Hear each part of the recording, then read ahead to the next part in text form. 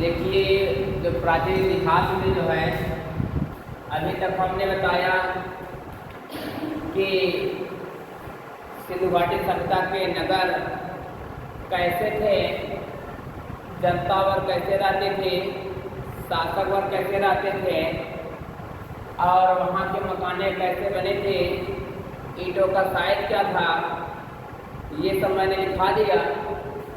अब आज जो बताएंगे हम सिंधु घाटी सभ्यता के पतन के कारण।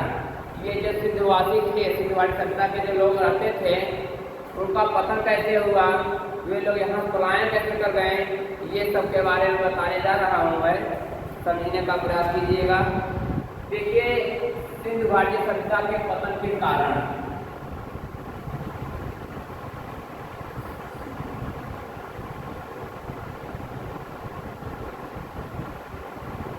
सिंधु घाटी सभ्यता के पतन का कारण। सिंधु घाटी सभ्यता के पतन का कारण क्या था? सबसे पहला कारण था सिंधु घाटी सभ्यता के पतन का कारण बाढ़। क्या पहला कारण था? बाढ़। लोग सिंधु घाटी सभ्यता के जो लोग थे, ऐसा माना जाता है, वैज्ञानिकों बताते हैं कि सिंधु घाटी का सबसे पहला पतन का कारण था बाढ़। जहाँ पर सिंधु घाटी लोग जो है अधिकतर लोग नदियों के किनारे रहते थे, पानी की व्यवस्था के लिए रहते थे। हमें उचित साधन मिले, पानी की व्यवस्था हो जाए, इसलिए नदी के किनारे रहते थे। बताएं कि एकाएक बाढ़ आया और बाढ़ में जो है कुछ आदमी बाढ़ में पड़ गए सिंधु घाटी सभ्यता के, और जो बचे हुए स्थान से दूसरे स्थान पलायन कर गए। तो पहला कारण है बाढ़ का कारण बताया गया।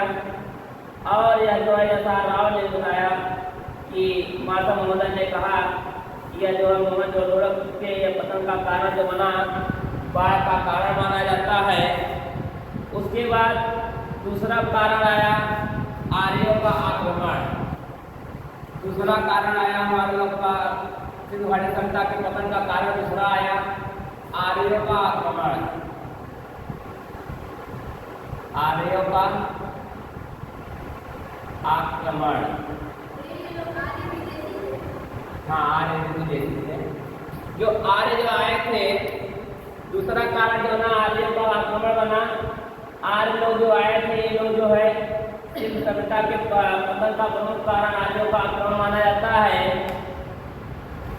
ये लोग आए, आर्य लोग आए, सिंधु घाटी सभ्यता की जो जनता थी उनके ऊपर कुछ जो है अत्याचार करने लगे, कुछ जबरदस्ती करने लगे। उससे वो लोग प्रभावित हो, सिंधु घाटी सभ्यता के लोग जो है ज़्यादा प्रभावित होकर के वे लोग एक जगह से दूसरी जगह पलायन कर गए। इसलिए कुछ वैज्ञानिकों ने बताया आर्यों का आक्रमण की वजह से है जो है सिंधु घाटी सभ्यता के पतन का कारण हुआ। उसके बाद तीसरा कारण बताया जाता है जलवायु परिवर्तन। जलवायु परिवर्तन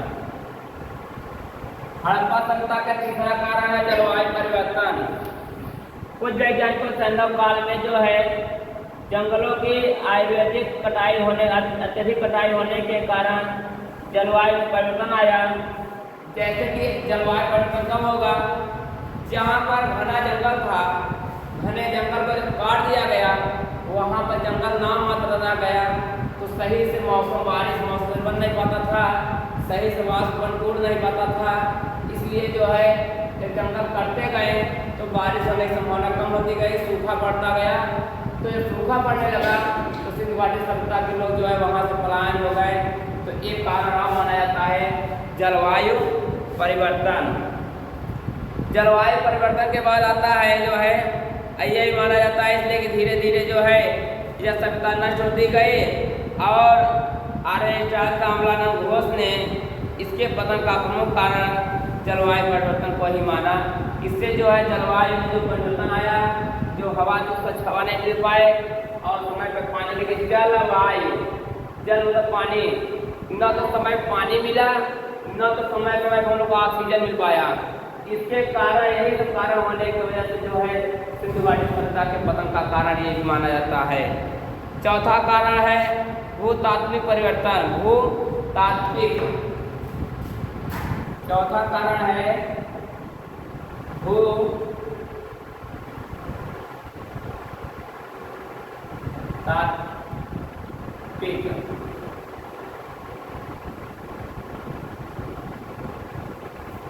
चौथा कारण माना जाता है भूतात्विक। भूतात्विक मतलब ये होता है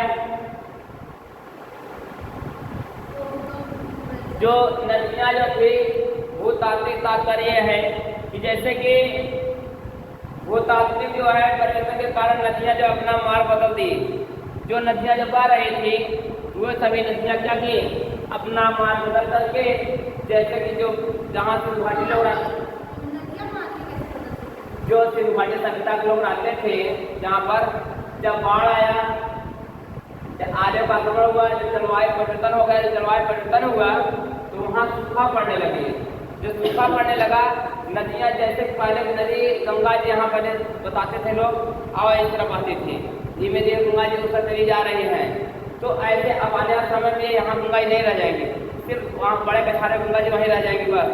ऐसे ही जो नदियों का परिवर्तन होगा, हाँ भाई एक जगह हो जाएंगे ना, जब पब्लिक आने लगे, पब्लिक साथ जो है गंगा जी को सीमित कर दिया, बांध बन जाएगा। जब बांध बन जाएगा पानी नहीं आने देगा, इस तरह नहीं आने को मिलेगा। जब पानी नहीं आएगा तो पानी आगे चला जाएगा। जो लोग करेला हिरवाना बोलते हैं कछारे में, कहाँ बो पाएंगे, तब नहीं बो पाएंगे। तो ये जो कारण हुआ ना कि सिंधु घाटी सभ्यता के पतन के कारण ये हुआ कि वहाँ की नदियाँ जो है अपना मार्ग जो है बदल दी, जिससे लोगों को खेती करने, सिंचाई करने में बहुत दिक्कत आने लगी। जो यहाँ के सिंधु घाटी सभ्यता के लोग जो थे, जब नदियाँ अपना मार्ग बदल दी, वहाँ पर खेती करना, सिंचाई करने बहुत कठिन हो गया था। ये भी कारण है सिंधु घाटी सभ्यता के पतन का कारण, एक ये भी कारण भूतात्विक कारण है परिवर्तन। अब पांचवा कारण है महामारी। पांचवा कारण क्या है? महामारी। महामारी देखिए, सिंधु घाटी सभ्यता में पांचवा कारण आता है, पतन का कारण महामारी आता है। महामारी से तात्पर्य है कि जिसमें विनाश जो है क्या होता था उस वक्त, मलेरिया जैसी महामारियां फैल गई थी। मलेरिया टाइफाइड जैसे महामारी जो है फैल गई थी, उसमें काफी सिंधु घाटी सभ्यता के काफी लोग जो है मर गए थे। और उसी डर के मारा वो जो है अपना स्थान छोड़कर, सिंधु घाटी सभ्यता को छोड़कर कहीं अन्य दूसरे स्थान चले गए। तो हो सकता है वहाँ न फैला हो, यही वो फैला हो, तो वह स्थान छोड़ चले गए। जैसे अभी हमारे लोग यहाँ का कोरोना आया था। कोरोना कल आया था? कोरोना आया था। कोरोना में लगभग जो है चीन और अमेरिका में बताते हैं सबसे ज़्यादा लोग मरे कोरोना की वजह से। भारत में भी लगभग काफ़ी लोग मरे, परंतु हमारे भारत के जो प्रधानमंत्री जी जो हैं, उन्होंने जो है कोरोना को भगाने के लिए टाटी और ताली बजवाने का प्रयास किए, और टाटी ताली बजवा कर जो कोरोना को भगाने का प्रयास किए। और अमेरिका चीन जैसे देश नई नई वैक्सीन नई खोज करती रही, पर हमारे भारत के प्रधानमंत्री जो है टाटी और ताली बजवाते रहे और दिया जलवाते रहे। कहाँ इससे पहले हो सकता है महामारी भाग जाए। तो ये जैसे कि बता रहे कोरोना काल आया, इसमें महामारी में काफ़ी लोग जो विदेश से बैठे, विदेश से लोग अपने गांव आ गए और यहाँ आए तो क्या बेरोजगार हो गए। अब जितने लोग यहाँ आए वो लोग बाहर नहीं जा पाए डर बस, और जो आए हैं बस स्थायी हो गए। और इसलिए आज महंगाई की चरम सीमा जा रही है। जगह जगह देख रहे हो, पहले ऑटो रिक्शा ज़्यादा नहीं थे, अब ऑटो रिक्शा बहुत ज़्यादा निकले चार्जिंग वाले। पहले दुकान बहुत कम थी, जगह जगह चाय और दुकान हो गई है। जैसे हमारे प्रधानमंत्री कहते हैं कि सब लोग रोजगार हैं और स्वरोजगार होइए। कहे भी देंगे कि कोई भी आदमी बेरोजगार नहीं है। अगर कोई पकौड़ा बेच रहा है तो वो भी रोजगार है। दिन भर में 200-300 कमा रहा है तो कम से 100 रुपये खा रहा है, 200 बचा तो रहा है। इसलिए कहेंगे स्वरोजगार होइए। स्वरोजगार का नारा लगाकर उन्होंने कहा रोजगारी से खत्म करने का प्रयास किया गया। उसके बाद आता है महाविस्फोट, या कह सकते हो अदृश्य जो है अदृश्य गाज। छठा कारण आता है महाविस्फोट। क्या आता है? विस्फोट, या कह सकते हो अदृश्य गाज। दृश्य गाज, गाज मतलब कथन क्रिया व्यक्ति को गाज की क्रिया मतलब किसके ऊपर जो है गाज, गाज कथन उन्हें बगी गाज डायग्राम का मतलब गुस्सा नहीं डायग्राम का, तो गाज से मतलब ये गुस्सा कर सकते हो। महाविस्फोट, सिंधु घाटी सभ्यता के पतन का कारण महाविस्फोट भी माना जाता है। ऐसा माना जाता है कि सिंधु सभ्यता का विनाश जो है महाविस्फोट होने के कारण हुआ, ऐसे महाविस्फोट होने के कारण हुआ। परंतु ये जितने भी 6 कारण है सिंधु घाटी सभ्यता के 6 कारण का मुख्य कारण क्या है, मोटे तौर पर हम कह सकते हैं कि सिंधु घाटी सभ्यता का विनाश, सिंधु घाटी सभ्यता का विनाश उपरोक्त सभी कारण 6 कारण मिलाकर हुए हैं, किसी एक कारण से सिंधु घाटी सभ्यता का विनाश नहीं हुआ है। इसलिए कोई पूछता है सिंधु घाटी सभ्यता का विनाश किस कारण हुआ है, अगर आंसर दिया है बाढ़, बाढ़ लगा देना, जो 6 दिया है 6 के 6 सही है, ठीक है। अब उसके बाद आता है रोपड़, ये पंजाब में सतलज नदी के बाएं तट पर स्थित था। सिंधु घाटी सभ्यता के नगर जो है, सिंधु घाटी सभ्यता के नगर में आता है नगर, जो नगर था एक रोपड़ नगर था। क्या था? रोपड़, रोपड़ एक नगर था, रोपड़ नगर था।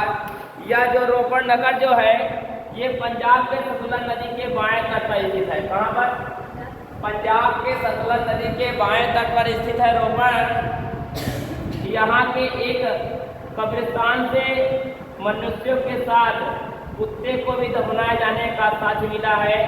सन 1953 ईस्वी में यज्ञ दत्त ने जब खोज किया था तब बताया कि रोपड़ में जो है मनुष्यों के साथ कुत्ते को भी दफनाए जाने का साक्ष्य सिंधु घाटी सभ्यता में मिला था। नोट में था ये। उसके बाद आता है आमरी।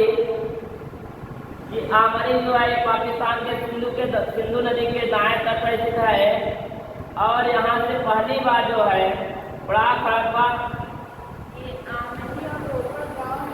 हाँ, प्राक हड़प्पा कालीन अवशेष मिले हैं।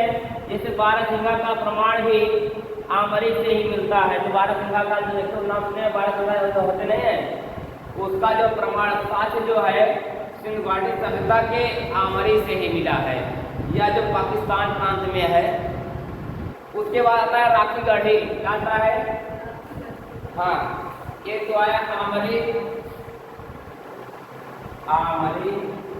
अब आता है राखी गढ़ी, राखी, ये भी नाम है। हाँ, राखी गढ़ी, राखी गढ़ी। देखिए राखी गढ़ी से क्या मिला है। यह राखी गढ़ी जो है वर्तमान समय में हरियाणा के हिसार जिले में स्थित है। यह जो है वर्तमान समय हरियाणा के जिंद जिले में स्थित है। हरियाणा, उत्तर प्रदेश के हरियाणा राज्य में जो है, भारत के हरियाणा राज्य में स्थित जो जिंद जिले में स्थित था, ये इसकी खोज 1978 ईस्वी में सूरभान ने की थी। कौन क्या था? इनकी राखी गढ़ी की खोज जो सूरभान ने किया कि यहाँ पर जो है यह जो है वर्तमान समय में हरियाणा के जिंद जिले में स्थित है और यहाँ से साक्ष्य जो है मिला है प्राक हड़प्पा और हड़प्पा काल के साक्ष्य भी यहाँ से प्राप्त होते हैं। सिंधु घाटी सभ्यता के साक्ष्य जो है राखी गढ़ी से भी प्राप्त मिले हैं, रोपड़ से भी मिले हैं, आलमगीरपुर से भी मिले हैं। हर जगह से अलग अलग चीज मिल रहे हैं, देख रहे नहीं। उसके बाद आता है वैदिक संस्कृति। क्या आता है? वैदिक संस्कृति। देखिए वैदिक संस्कृति क्या है। वैदिक संस्कृति, वैदिक मतलब जानते हो चारों वेद। वैदिक संस्कृति प्राचीन इतिहास में आता है। हमारा नेक्स्ट टॉपिक जो आता है वैदिक संस्कृति। वैदिक संस्कृति, संस्कृति वाला जानते नहीं? हाँ, कल्चर, भाषा। वैदिक काल में लोग कैसे बातें करते थे, कैसे बोली वचन होती थी, कैसे लोग उठते बैठते थे, ये सब बारे में बताया गया है। तो जो वैदिक काल में आता है, वैदिक संस्कृति के अंतर्गत आता है वैदिक काल। क्या आता है? इसके अंतर्गत आता है वैदिक काल।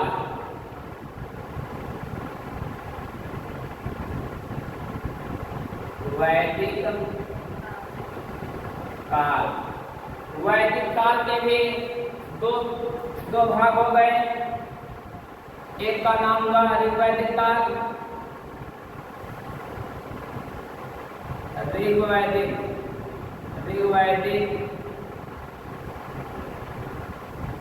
काल। इनके दूसरे लड़के का नाम हुआ उत्तर वैदिक काल।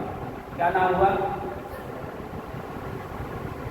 उत्तर वैदिक काल। देखिए, वैदिक संस्कृति के अंतर्गत आता है वैदिक काल। वैदिक काल के दो पुत्र, एक है ऋग्वैदिक काल, दूसरा है उत्तर वैदिक काल। ऋग्वैदिक काल का जो सीमा जो है, ऋग्वैदिक काल या पहले पूर्व वैदिक काल, क्या कर सकते हो? पूर्व वैदिक काल कर सकते हो। क्या? पूर्व वैदिक काल।